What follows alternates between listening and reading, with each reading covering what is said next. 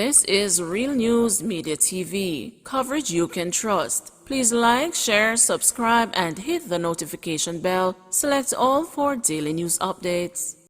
Good morning, my Real News Media TV family. Thank you so much for tuning in this morning, and I'm wishing for everyone a wonderful and a blessed Sunday.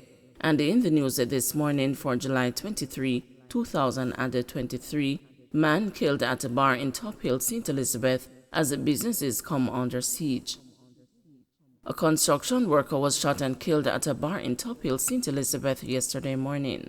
He has been identified as 52-year-old Lloyd Cole, otherwise called Rice Man, of a Top Hill address.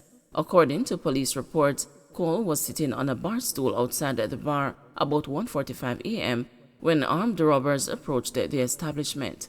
Cole was gunned down, and then the robbers proceeded inside, where they robbed several persons and used an object to open the poker box and escaped with an undetermined sum of money. The police later arrived and transported Cole to the hospital, where he was pronounced dead. The owner of the bar said he was upset about the murder of Cole. He's one of the humblest customers ever. Him not put up with certain things. He's a man not uphold with certain things. So them just kill him just like that. More people are got dead too, the despondent bar owner said.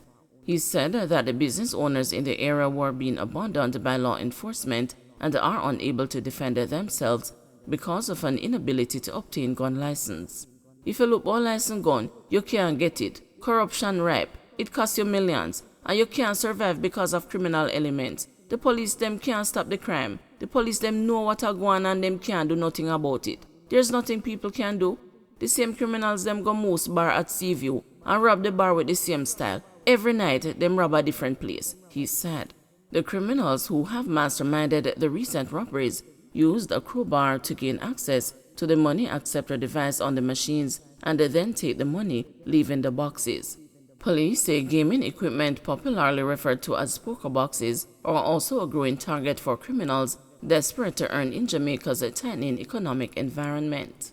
Modern gaming boxes, including those with touch screen technology, are worth as much as $500,000 each and are in demand, while older versions can be sold for up to $300,000. The news reported earlier this week that there have been a spate of robberies along the south coast of St. Elizabeth. The robbers have been pillaging operators and the patrons in traditionally low-crime areas such as Southfield, Flaggerman, Bull Savannah, Alligator Pond, Lane, Downs, New Forest, Sea Air, Bellevue, and even Malvern atop the Santa Cruz Mountains. The other day, them rob a bar and get $2,500, and them have the audacity to ask if we have any more. Them bare-faced bad. The other day, a bar was in the middle of a shootout between cops and robbers, and the robbers them come back on July 6 and rob that same bar of $600,000. The criminals them not care. By 7, everybody have to come off of the road. The bartender them afraid. Couple of them get raped and don't even report it. The whole of the South tense and miserable right now. One bartender who works at a bar in Marysville told the news. It's like a daily event. Them come pick up money and liquor, and sometimes them all go a different bar in a different district go floss. Help we need help. One injured in 3-vehicle crash on Nelson Mandela Highway. One man was injured following a 3-vehicle collision along the Nelson Mandela Highway on Saturday. Reports reaching the news are that at about 3 p.m., the unidentified man was driving a black Toyota Crown motor car when it was hit by a vehicle that did not stop. As a result of the impact, the Crown slammed into a Toyota Hiace minivan before slamming into the right side of a Toyota Fortune. No other injuries were reported. Female farmer gets a donkey promised by Prime Minister. Prime Minister Andrew Holness has made good on a promise to provide a female farmer from Conroe District in St. Elizabeth with a donkey to transport her goods. On Friday, July 21, Minister of Agriculture, Fisheries and Mining, Floyd Green, and the Minister of State in the Ministry of Science, Energy, Telecommunications and Transport, J.C. Hutchinson, traveled to the rural farming community to hand over the animal to Dion Blake. Holness, who was overseas on government business, joined the presentation remotely. According to a release on Saturday, Holness made a commitment to assist the farmer in acquiring the animal to travel to our farm and transport the produce and other items. Blake, who cultivates pumpkin, sorrel, corn, peanuts, and rears chicken, had appealed for support when the Prime Minister visited the parish recently. Blake, who named the animal Prosperity, also received critical farming inputs, including a backpack, pesticide sprayer, and poultry defeathering equipment, as well as a one-year scholarship for 2 of her children who are attending secondary school. In addressing the handover ceremony, Holness said he not only wanted to provide the pack animal, but also the necessary inputs that would encourage Blake and her family to continue to make a meaningful livelihood from agriculture.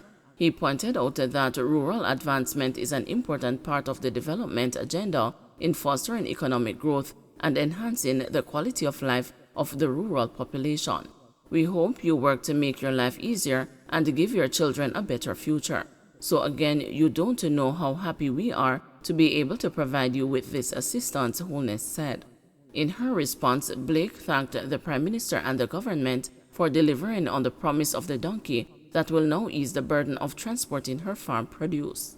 This is the thing that I asked for, prosperity, to help me to ease the pressure that I bear every day to buy and transport a bag of chicken feed. So now this donkey will make it easier for me, she pointed out. Mr. Prime Minister, continue to do what you are doing. Keep up the good work and do what is best for the people of Jamaica. I know that you have our best interest at heart, she added.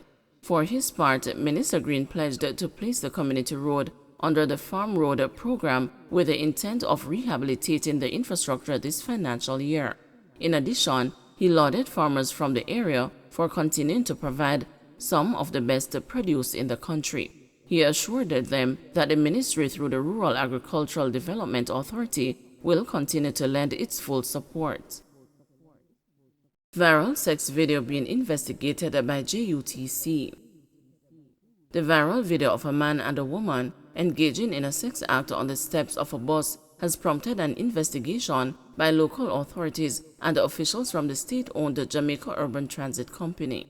Corporate Communications Manager at the JUTC, Cecil Toms, has confirmed the probe. The JUTC is aware of a video that has been making the rounds on social media showing 2 people engaging in sexual acts in what appears to be one of our buses, said Toms, without confirming whether the bus actually belongs to the JUTC. We wish to be unequivocal that as a company, we do not condone lewd and lascivious behavior at the workplace or on our units. We take this matter seriously and we will investigate fully and fairly, he added. None of the 2 people in the video has been publicly identified. Don't forget to like, share, subscribe, and hit the notification bell. Select all for daily news updates.